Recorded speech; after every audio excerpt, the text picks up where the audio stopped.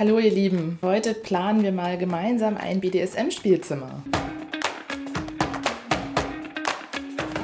Dabei werden wir nicht nur untersuchen, wie viel Platz wir für die einzelnen Dinge und Gerätschaften brauchen, sondern auch, was man hinsichtlich Ergonomie und Komfort beachten muss. Lasst uns direkt mit den wichtigsten Sachen loslegen. Zuerst einmal müsst ihr euch genau überlegen, was in eurem Zimmer ihr alles machen wollt, denn eine gute und langfristige Planung kann euch später viel Ärger ersparen. Ihr solltet also grundsätzlich vorher erstmal Überlegungen anstellen, wo was hin soll. Bei dem heutigen Beispiel gehe ich mal von einer Mischung folgender Praktiken aus: Bondage, Spanking und Klinikspielen. Ausgehend von diesen Beispielen berechnen wir jetzt einmal, wie viel Platz man wofür benötigt.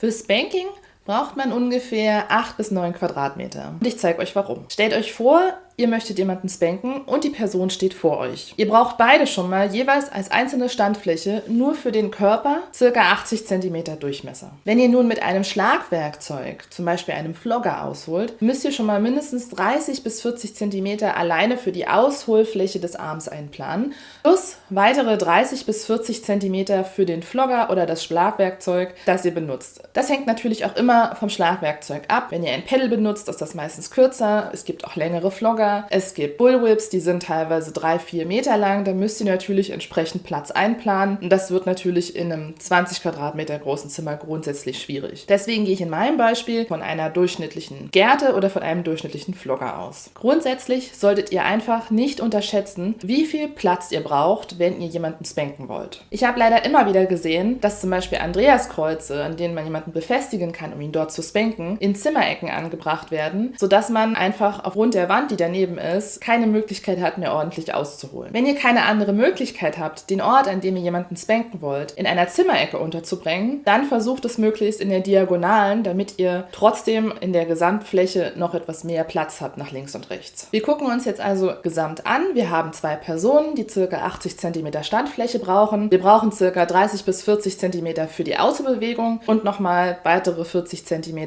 für das Schlaggerät. Und schon ergeben sich relativ einfach, wenn man das in einem Kreis um die Person, die gespankt wird, zieht, ca. 8 bis 9 Quadratmeter.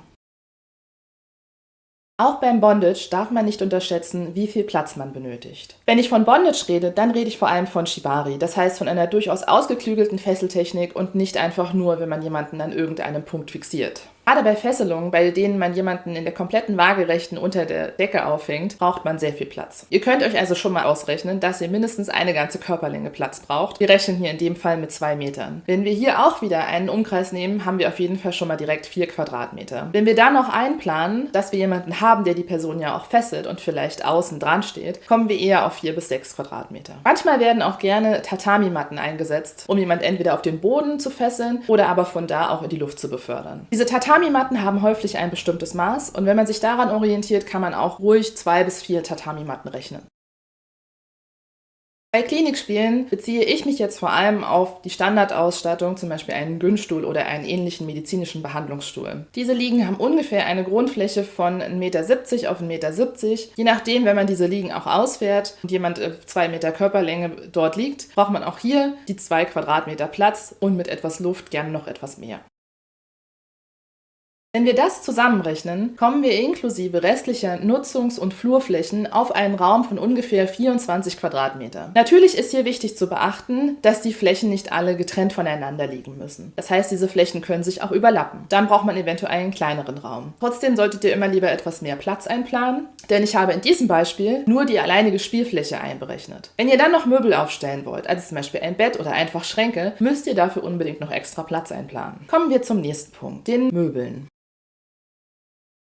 Ihr könnt euch überlegen, ob ihr eure Möbel kaufen wollt oder sie selbst bauen wollt. Ihr könnt natürlich auf Hersteller von BDSM-Möbeln zugehen und euch direkt etwas aus ihrer Produktreihe raussuchen, was für euch passt, oder manchmal auch anfragen, ob sie individuelle Anfertigung für euch vornehmen. Ihr könnt natürlich auch auf Schreiner oder Metallbauer zugehen, die können euch eure Möbel ganz nach eigenen Vorstellungen anfertigen. Ihr solltet allerdings das Möbelstück möglichst genau beschreiben und auch für welchen Einsatz und in welchem Raum es gedacht ist, denn diese Personen haben meistens ja keinen Überblick darüber, was ihr in eurem Zimmer alles plant. habt. Mein grundsätzlicher Rat für ein BDSM-Zimmer lautet aber, geht auf jeden Fall mal in einen Baumarkt. Dort findet ihr alle möglichen Arten von Seilen, von Haken, von Ösen, Matten, Sachen zum Polstern und so weiter. Das heißt, wenn ihr Sachen nicht direkt bei irgendeinem Möbelhersteller findet, dann könnt ihr auf jeden Fall versuchen, euch die Dinge selber zusammenzubauen. Wenn es um Haken und Ösen geht, könnt ihr zum Beispiel zu einem Kletterbedarf gehen. Dann könnt ihr davon ausgehen, dass dieser Haken auch einen ganzen Menschen tragen kann. An dieser Stelle nochmal ein paar Sicherheitshinweise zu Einkäufen aus dem Baumarkt.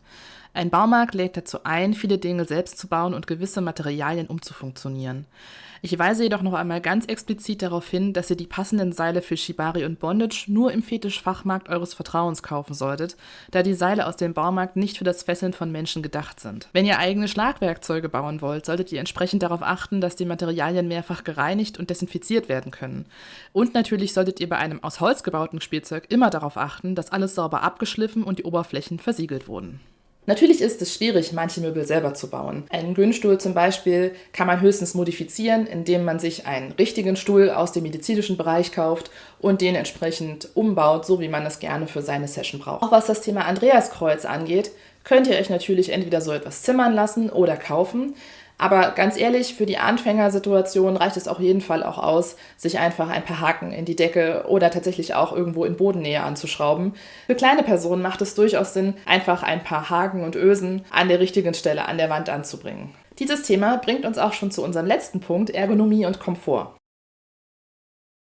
Bei der Ergonomie geht es darum, dass wir die Arbeitsmittel und die Umgebung an die natürlichen Bewegungsabläufe und die Arbeit des Menschen anpassen. Natürlich ist BDSM keine Arbeit, sondern Vergnügen, aber natürlich wollten wir gucken, dass wir gewisse Bewegungsabläufe mit einplanen und Dinge erreichbar machen, Sicherheitsfaktoren berücksichtigen, aber auch den Komfort bei der Sache. Das heißt, wie schon eben erwähnt, sollte man bei Hänge- und Fixierungspunkten darauf achten, dass diese nicht zu hoch sind und dass diese auch erreichbar sind für die Person, die die andere fesselt. Das hat den Grund, dass in einer Notsituation, wenn ihr die Person befreien müsst, auch noch an den Punkt rankommen müsst, um die Person wieder zu lösen. Es sollte also den höchsten Punkt nicht überschreiten, an dem ihr selber noch mit den Fingern drankommt. Generell, wenn ihr jemanden zum Beispiel an den Manschetten festmacht, dann kann ich euch sogenannte Schnappschäkel empfehlen. Die kann man zum Beispiel auch unter Last öffnen. Außerdem hatte ich ja schon das Thema Bewegungsabläufe angesprochen. Ihr solltet, wenn ihr ein Spielzimmer plant, euch grundsätzlich Gedanken machen, wie eine Session ungefähr bei euch abläuft. Braucht ihr am Ende vielleicht ein Bett? Braucht ihr am Anfang irgendwelche Gegenstände? Ändern sich diese Dinge auch? Ich meine, ihr müsst bedenken, nicht mit jedem Menschen spielt man auf die gleiche Art. Überlegt euch einfach, welche Schritte ihr während einer Session so durchlauft und plant dementsprechend auch den Raum. Und auch bei euren Bewegungsabläufen solltet ihr darauf achten, welche Sicherheitsfaktoren zu berücksichtigen sind.